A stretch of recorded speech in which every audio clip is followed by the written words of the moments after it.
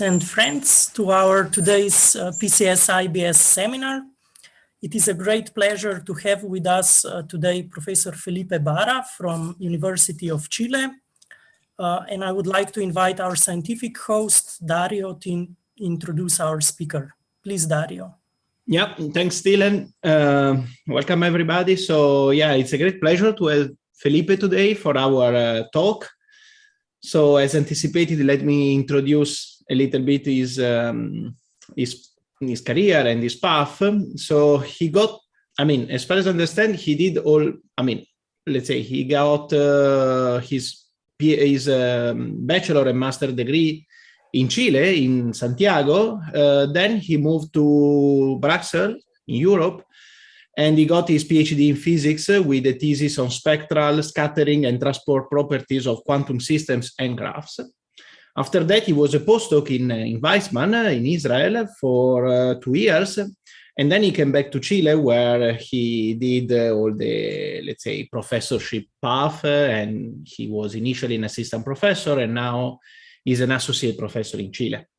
So Felipe research interests are, let's say, related to quantum thermodynamics in various flavors and so on.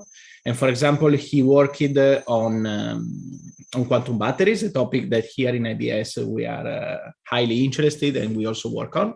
And indeed, today's talk will be about equilibrium quantum batteries. So I will ask Felipe to share the screen and start the talk. Okay. Yeah. So, do you see my presentation? Perfectly.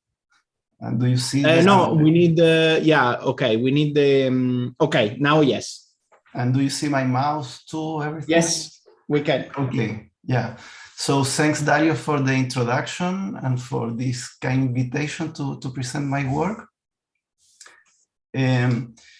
Yeah, so in order to be on time, I will focus mainly on my work. I will not do a review of the topic or of the main result. But to start, I will say that quantum batteries are quantum systems that are used to store energy. And the interest is in exploiting quantum properties that can help to either store more work or do it faster or increase in general the performance of the battery. And what one does this comparing systems where one can use these quantum properties with systems where these quantum properties are absent. And so the main setup is this collective versus parallel batteries, where in the collective process one can correlate copies of the system, and in the parallel these correlations cannot be used, and therefore one investigates the advantages of these quantum correlations.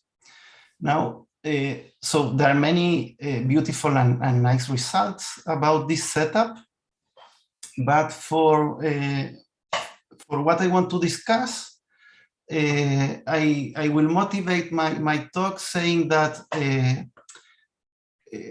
these properties are fragile, right? Then to exploit them, you need a lot of control on these systems. And if the system interacts with an environment, these quantum correlations can disappear, and the energy, which you are interested in storing, can also leak to the environment. So due to that, we started to think about what we call equilibrium batteries, which are systems that store the energy while they are in equilibrium with the environment.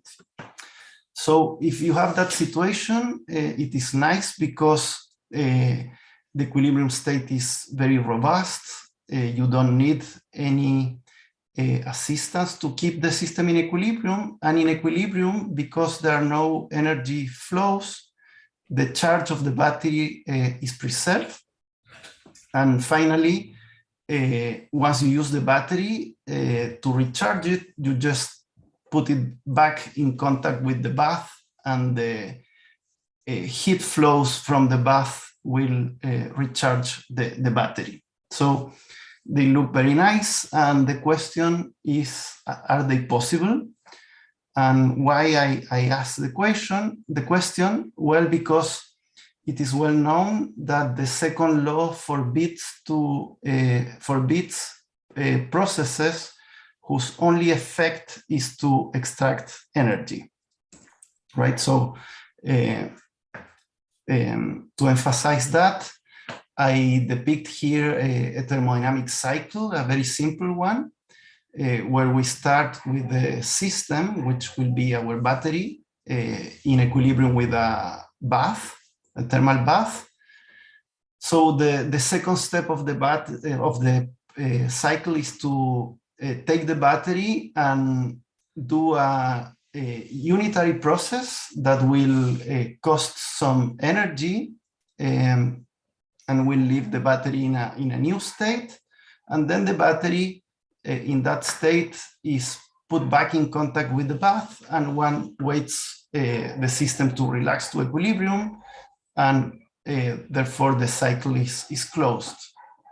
Sorry, Felipe, just to be, yes. I mean, the unitary that you are putting in step 2 is considered, I mean, probably is irrelevant, but is considered something that charge or discharge the battery. I mean, let's say the green is the charge, and the red is the discharge. Am I right? Yeah. So that is what we want, right? Okay. But in this cycle, the only work that one does is the one that to implement this unitary. And because of energy conservation, this work must be equal to the energy change in the battery. And because this total work, according to the second law of thermodynamics, must be positive, because one cannot extract, in this cycle, the second law is telling that one cannot implement a unitary that decreases the energy. So the second law forbids the existence of a battery with this setup, right? So to bypass the second law, we found two options, so that I will explain now. So the first is to consider that the battery is strongly coupled to a bath, because in that way one has to do some extra work or some work to disconnect the battery from the bath. Then we have our step 2, which is the same than before. And then to put the battery in contact with the bath again, one has to pay some work, and then one waits for relaxation. So in this way, the total work on the cycle is the sum of these three terms, and because only the sum has to be positive, one can have delta E negative. So in this case, one can decrease the energy of the system, and therefore now it is useful as a battery. And so this is the setup we studied in these 2 papers, and I will later comment on these applications to a battery near a phase transition. Sorry, another question here. Yeah? You're putting, I mean, okay, maybe I'm anticipating, or maybe it's unrelated. I mean, this delta E is exactly the difference in energy between, I mean, I was wondering if here you are assuming that all the energy can be transferred to work. I mean, I'm connecting with ergotropy, let's say. So it will be the ergotropy, this delta E, because I will look for the optimal U. Correct, but then it's not exactly, I mean, the right-hand side must be modified, right? Because not all the energy become work, am I right? What do you mean? the right-hand side of. No, okay, no, should, okay, no. Yeah, I identified this energy change with work because this is an isolated process. So there is no heat bath that, there is no heat flux here in this step. Okay, yeah, okay, sorry, yeah. Yeah, no, I'm very happy to take all the questions. So yeah, so now the second possibility is to have step 1, 2, 3, and then that this relaxation process now becomes what I changed the name to equilibration, because in order to have that, or let me say, if we have that, we again have that the second law impose a constraint on this sum, and therefore one can find delta E negative. And this situation was discussed in this article, where it is shown that one can construct a thermodynamic process like that one, so that with this, to equilibrate, an agent needs to do some work. So these are not, so this thermodynamic process needs an active agent that perform the process. And this I will discuss also on my talk. And then the final piece of my talk will be a discussion about stochastic thermodynamics with these batteries. Okay, so first I will go to the batteries in the strongly coupled to the bath, then to this situation, and then to stochastic thermodynamics. But before that, so I go to the discussion on this step 2, so which is the energy extraction of the battery, where, as I said already to Dario, I will consider that the unitary that I use to decrease the energy is the optimal one. So the one that gives the higher decrease in energy, which correspond to the higher extracted energy, which is called the ergotropy, which can be computed in terms of the spectral decomposition of the state, the charge state, and the Hamiltonian of the battery is given by this expression. And the unitary U that extract the ergotropy is given by this expression. So in the literature, normally these phases are not here, but I put them because they will be relevant for us. And the important thing is that for any choice of the phases here, this unitary is optimal, meaning that whatever choice of the phases here, you extract from this state the full ergotropy. So there are many unitaries that extract the full ergotropy, many optimal unitaries in the sense of extracting the maximal amount of energy. Okay.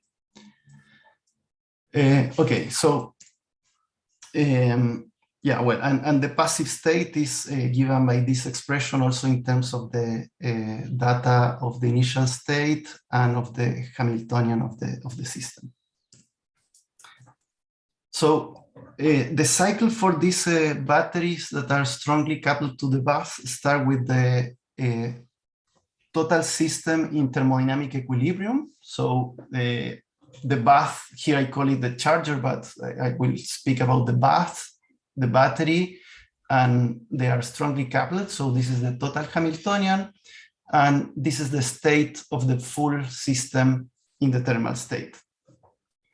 But because this coupling is strong, the reduced state of the battery is not the Gibbs state that characterize system weakly coupled to a bath, but this state here that it's also called the Gibbs state with the Hamiltonian of the mean force, but this is not relevant for us. So the cycle is, the first step is to disconnect the battery from the bath, and I do that very fast. So I turn off the interaction, and the Hamiltonian of the battery of the total system now change to this, only the bare Hamiltonian. And to do that, I can compute the energy cost of this operation, which is the disconnecting work, which given by the trace of the interaction times this state. Now the battery is disconnected, so I can extract the ergotropy. And with the battery in the discharge state, in the passive state, I coupled it again to the bath. To do that, I have to pay this amount of work, and then I let the battery to equilibrate, and it is recharged by the heat that flows from the bath to the battery, and therefore I'm closing the cycle. So now the important point will be on this connecting work, which depend on this unitary U here that I will detail a little bit more in this slide. So this is the cycle again. We start with the thermal state for the total system. We disconnect in a quench, therefore the system does, the state does not change, but we have to pay this amount of energy. We extract the ergotropy also in an instantaneous process, let's say, and therefore the unitary evolution of the total system is given by this unitary that extract the ergotropy on the battery and the identity on the bath. And this is again the unitary that extract the ergotropy. Then we connect very fast, paying this amount of work, and then we let the system to thermalize, and the system is closed. So I define the efficiency of the cycle as the energy I am extracting, which is the ergotropy, over the energy that I'm investing in running the cycle, which is the disconnecting and connecting energy. And because this unitary U here depends on these phases here, theta, which are irrelevant for the ergotropy, but they appear in the connecting work. So if they appear in the connecting work, I can choose the ones that minimize the denominator and gives me the higher efficiency. And so this is the interest in having this or considering these phases here. Now, sorry, Felipe, another question. I mean, the fact that WD and WC have different signs is because in one case you turn on V and in the other you turn off V, right? Yes. Yes. So why both are paid? I mean, work that you have to pay, let's say. Yeah. No, it's a way of speaking. Yeah, it can be. Okay. So what is clear is that the sum, it's positive. Okay. In fact, you can have that this is negative and this positive, or also the contrary. But the sum has to be positive. Okay. Yeah. Yeah. It is. In fact, it is the second law that impose these two bounds here. That it has to be positive efficiency and smaller than 1. Okay. And the thing that we notice is that disconnecting work depends on this phases theta if this state is correlated, and if the coupling V commutes with the Hamiltonian of the battery. Sorry, does not commute with the Hamiltonian of the battery.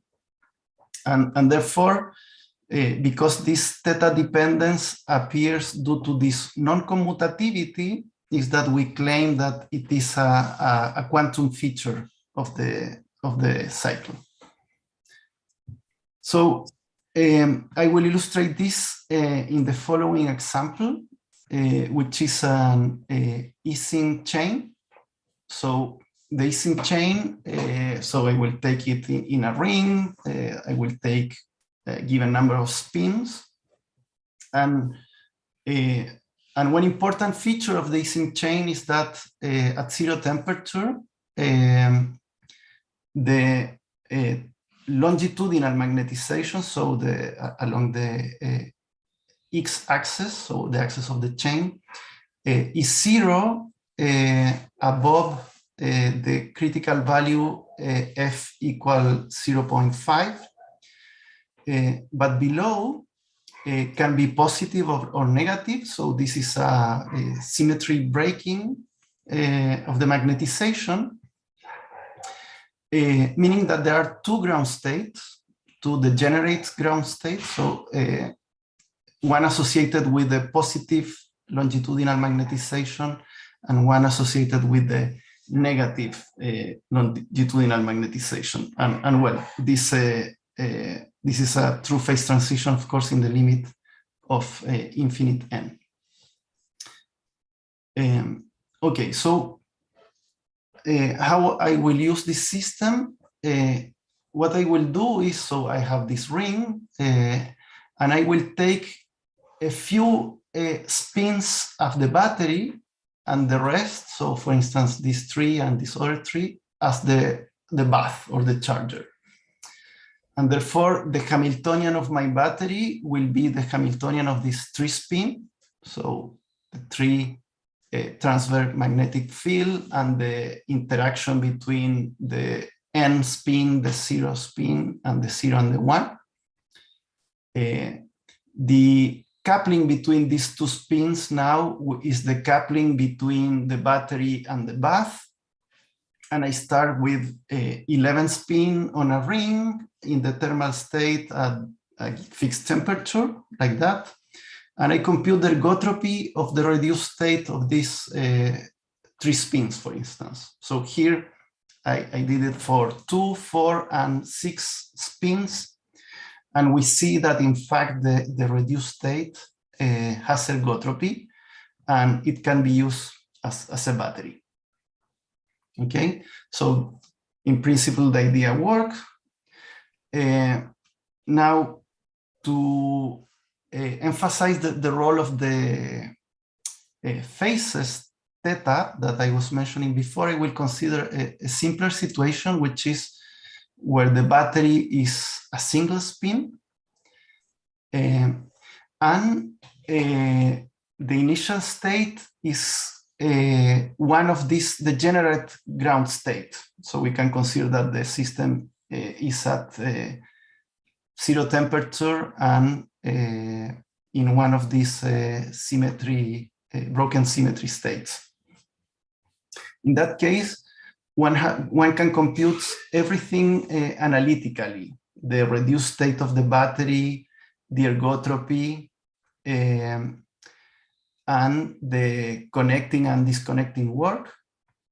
Everything is obtained in terms of average of single sides of the chain, here sigma x and sigma c, or 2-point correlations, like this one and this one.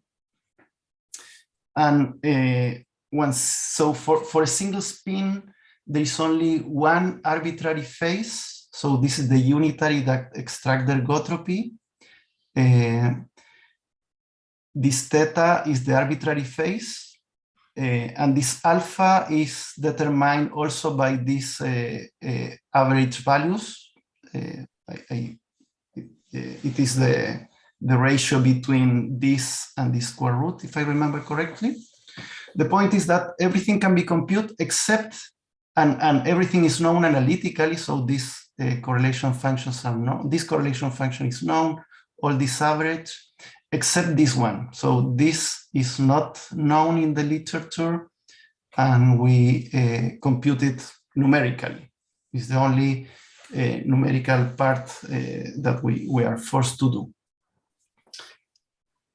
Okay, so the ergotropy is fully analytically and is given by this curve here as a function of f. It behaves near the critical point like this power law. It's zero above the phase transition or above the critical point and peaks below the critical point and drops very fast according to this exponent. But the most interesting result is on the efficiency, which, as I said, it depends on theta, on this arbitrary phase. So what we see is that for the optimal choice of theta is theta equals 0, which behaves in this way. And then every other choice of theta will be non-optimal and behaves in this way. So what we predict analytically is that for the non-optimal choices, so these curves here, near the critical point, the behavior of the efficiency follow this power law, while the optimal choice, which is theta equals 0, follows a different power law, which gives a much more abrupt fall of the efficiency, which is 0 above the critical point because the ergotropy is 0. And it's I think it's a very interesting manifestation or like a thermodynamic manifestation of the role of these phases for these batteries. So this is our main result for these equilibrium batteries, which are strongly coupled to a thermal bath. So now I go to the second way of having these equilibrium batteries, which is the situation where to equilibrate, an agent has to do a process. So this process can be given by a Lindblad time evolution, where the dynamics will converge to an equilibrium state. There is a work cost to perform these dynamics. And the equilibrium state depends on this operator H0, which is different from Hs in order to be interesting as a battery, because if it is different from Hs, this equilibrium state can have ergotropy. And in fact, I will consider that H0 commutes with Hs. So they have the same eigenstates. The spectrum of the energy is ordered in an increasing way. And there is a permutation that allows to order the eigen values of H0 also in an increasing way. This permutation appears here in the ergotropy and in the passive state. And this permutation is there because the unitary that extracts the ergotropy from this equilibrium state is a permutation matrix. Okay, so the idea, therefore, is to consider the cycle that we, let's say we start with the charged battery in this state, we extract the ergotropy, we get the battery in the passive state, and then we do this thermodynamic process to charge it. So we extract the ergotropy, and to charge it, we have to do some work. And this work can be computed in terms of, so the charged state, the passive state, the Hamiltonian of the system, and this H0 operator, and also the heat that flows from the bath to the system can be expressed in this way. So all this follows from quite standard quantum thermodynamics relations, which are discussing this repeated interaction scenario or collisional models, which are known to be models that in the limit of this short time interaction between the system and copies of thermal copies. So all this is the environment, which are many copies of systems in the same state. This repeated interaction can be, gives a Lindblad evolution if this time is very short. And the idea, so the dynamics, the discrete dynamics is the following. One, consider that the system interacts with the copy for a given time tau. So this is the total, the evolution between the system and the copy. They start uncorrelated, they end up correlated, but then one discard this copy and take a new one, which is uncorrelated and interacts again with the state that was left by the previous interaction. So this is the repeated interaction scheme. And the thing is that one can, by tracing the path here, one has a map, a CPT map for the system evolution, which one can concatenate. And what we showed is that when this unitary operator here satisfy the following commutation relation, then this state constructed with this operator here is an equilibrium state, right? So this is what we do. We can work either at this level of the discrete repeated interaction dynamics or consider very short times tau and work with the Lindblad equation. But the results, the thermodynamics is the same. So the work that we need to do to reach the equilibrium state, the heat that's flow from all this heat bath, all this copy to the system are the same in the Lindblad or in this discrete process. Okay, so one very remarkable example is that one can find here a coupling such that the operator H0 is minus Hs. And this is very interesting because the equilibrium state is like an equilibrium state with a negative temperature.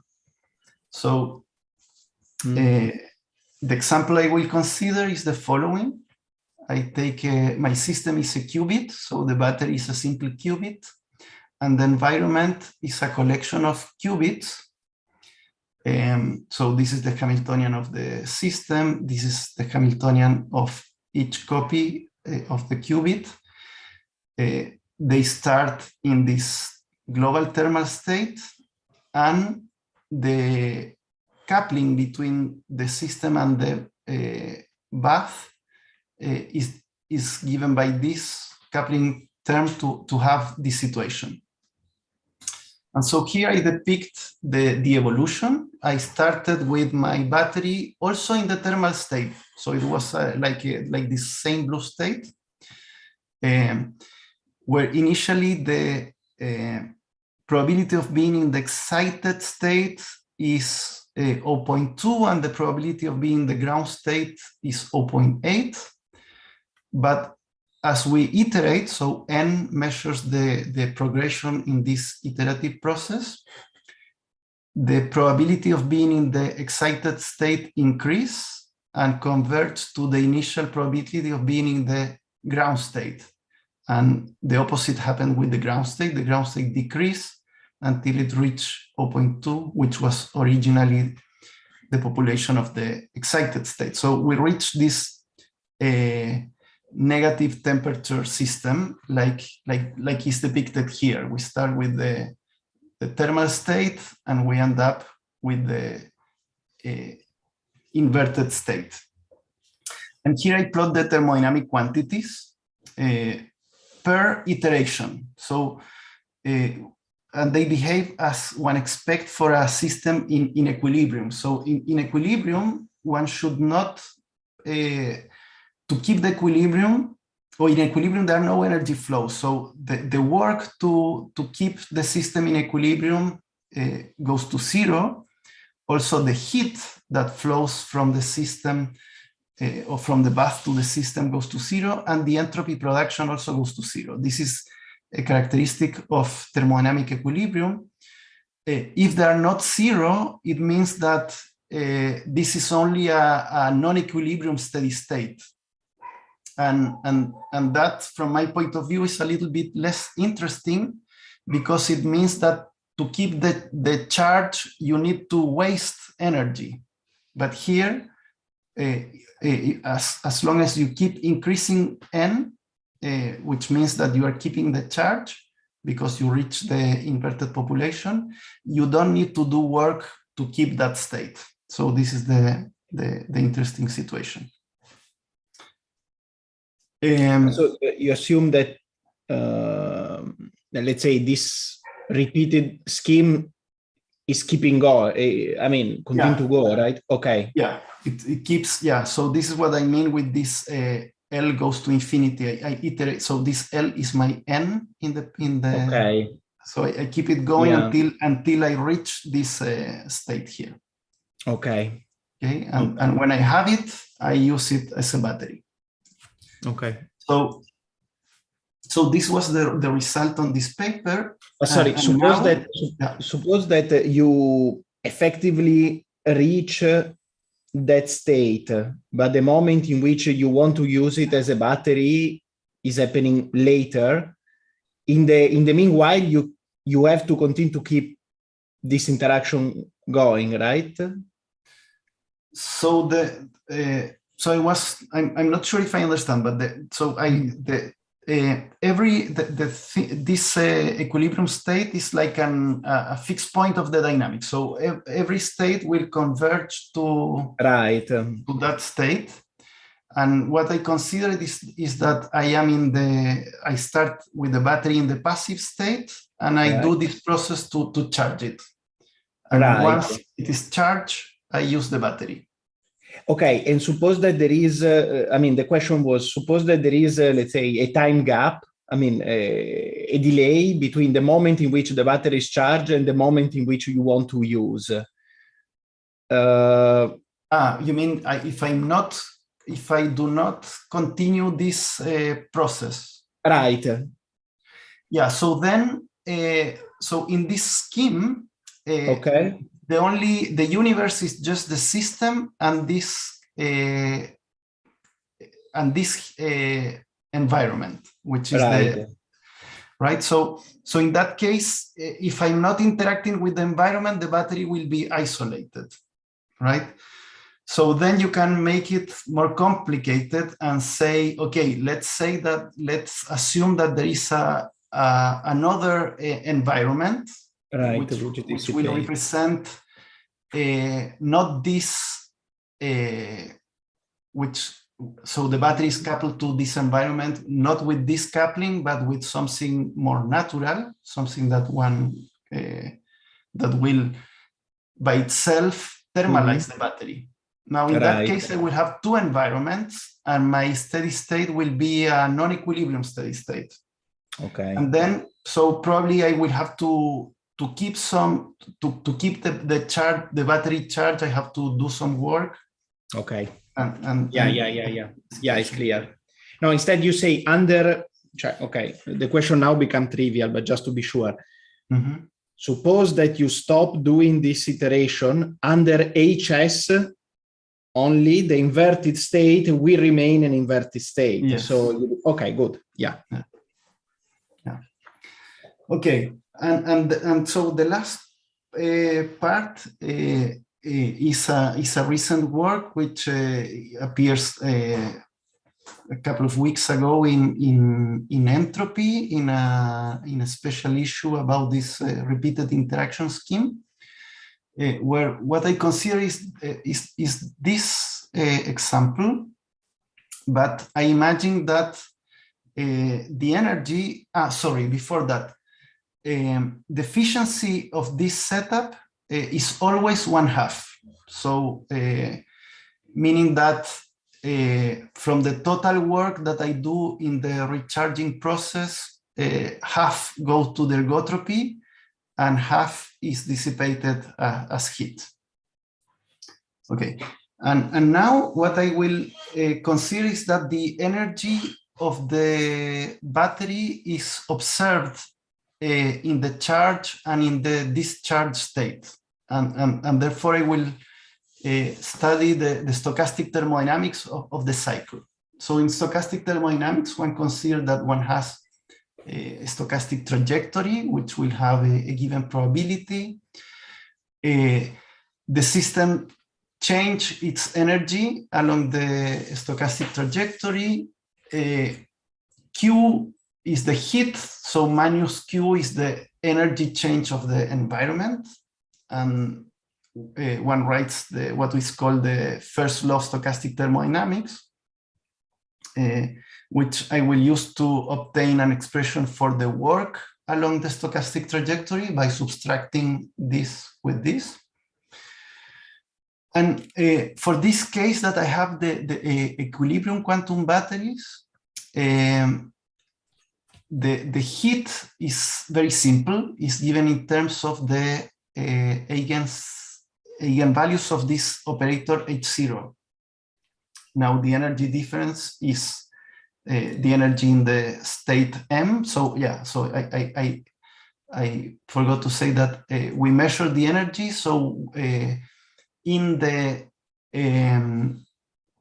discharge state, we are in the state N, and then in the charge state, we are in the state M. So this is the final energy of the process, of the charging process, and this is the initial energy.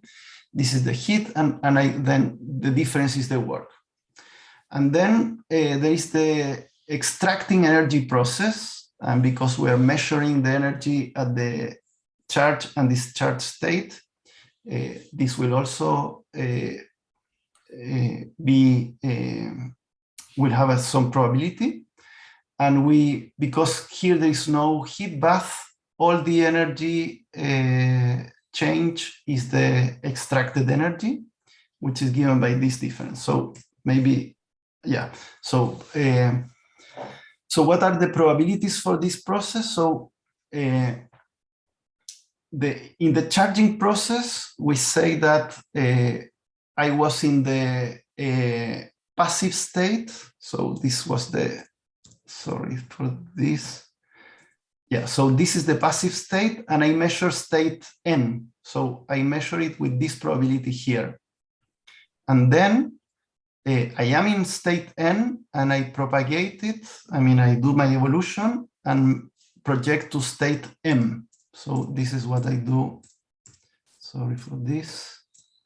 Here. So I measure the state N. I have it this probability. And then from state N, I do my map and I project to state M. And when L goes to infinity, the product between this and this turn out to be very simple, is this expression. So this gives the probability for the path gamma. And the path gamma is identified only by this initial and final state. Now, what I check is that the average work coincides with what I evaluated before as the recharging work. So everything is consistent. For the extracting energy, because the unitary that extract the energy is a permutation, it is a deterministic process. So M has to be connected with the permutation of N. And if not, there is no probability for any other process. And one can compute the probability of having this process kappa here. And also I verify that the average of the extracted energy with this probability for the process kappa gives me the ergotropy, right? So all is consistent. And now I consider the cycle. So the cycle is, I have here my passive state, my charged state. I measure, I am in the state M prime. I extract, I measure again, I extract. So this is what I extract in this process. I measure again. Then I charge, I pay some stochastic work. And here I measure the state, final state M. Now, I'm interested in the fluctuating efficiency. So the thermodynamic efficiency is the ergotropy, which is the energy that I extract over the energy that I invest. For the stochastic process, I define it in a similar way, the stochastic efficiency. The energy that I extract in this stochastic cycle over the energy, the work that I do in the recharging process. And this quantity is a random variable. So the probability of the cycle is computed by multiplying these conditional probabilities. Because there is this delta here, the only cycles that have a probability different from 0 are those that goes from this permuted state of, so they have, meaning that they are, this is deterministic. So given this, there is only one that will go there, and then the recharging process. So, so this cycle, I can compute the probability because M prime has to be pi n. I have this equality, and therefore I can introduce the distribution of efficiency. So the possible values of the efficiencies are given by this ratio. The probabilities are given by this expression, and this I will evaluate it for the single qubit battery. And what I found, well, the mathematics is very simple. I found that there are 3 possible values for the stochastic efficiency: 1/2, which was the thermodynamic efficiency, and plus and minus infinity. And so the distribution of the efficiency, well, there is the probability of having infinite efficiency, minus infinite efficiency, and 1/2. And as a function of the temperature, this probability behaves like that. So when beta increase, meaning that the temperature is low, one finds that the stochastic efficiency coincides with the thermodynamic efficiency. But at high temperature, there is some probability of having infinite efficiency, which happen because one extracts energy, but then the stochastic recharging process is assisted by heat and at a 0 work cost. So this is the reason why there is a finite probability of having an infinite efficiency. And well, I'm running out of time, so I just mentioned that I worked at an example with 2 qubits, a battery of 2 qubits battery, where I also observed that for low temperature, the most probable result is the thermodynamic. So this one coincides with this one. And I have also worked the many consecutive cycles. So not only one cycle, but then keeping. And in that case, well, there are many more possible values for the efficiency. There is a continuum in the limit of c goes to infinity. There is a continuum between 0 and 1, and also the value infinite is there. And well, one can show that probability of having infinite efficiency decrease exponentially. And as expected, the probability of 1/2, exactly 1/2, has a value for all the number of cycles. But the interesting thing is that all this continuum between 0 and 1, the mass of the probability concentrates near 0.5. And in fact, one can show that as C increase, so as the number of cycles increase, the probability of being outside small intervals around 0.5 goes to 0. So what I plot here is how the mass of the probability concentrates near 0.5, meaning that the efficiency of many cycles converge to a Dirac distribution around the thermodynamic efficiency, which is also something that is expected from stochastic thermodynamics. And that's it. So these are the 3 parts I wanted to tell you. And so I put here my conclusion slide, and I stop here. And I thank you for your attention. Thank you, Professor Barra, for this interesting presentation. Let us thank Professor Barra.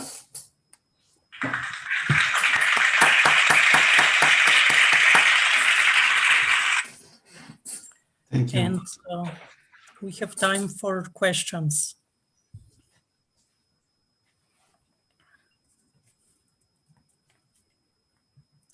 Perhaps let me start. So you said in this last case, you also have efficiency of infinity and minus infinity. So infinity, you've commented that at 0 work, you extract some energy, ergotropy. Or yes. What about the minus infinity? You have to put in or yeah, so it is, so how can I go? Yeah.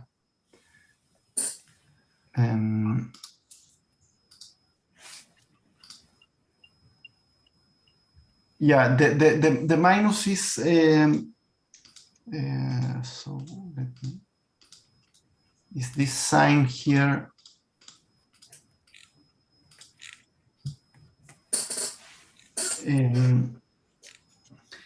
Is because I can, the sign is chosen according to this numerator. So yeah, it's a little bit arbitrary, but I can, instead of extracting energy, I can be in the, so measure, when I am here in the charge state, I can measure the ground state of the qubit. And in that case, in this process, because it's deterministic, the permutation will bring me to the excited state. So therefore, instead of extracting, I will be giving energy. So I will wasting energy. And that's why, and I define the sign according to the numerator. Yeah, that's why I put plus or minus infinite. Okay, thank you.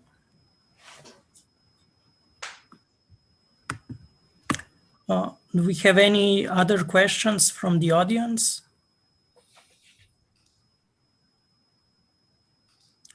It seems not. So in this case, let us thank Professor Barra again. Thank you.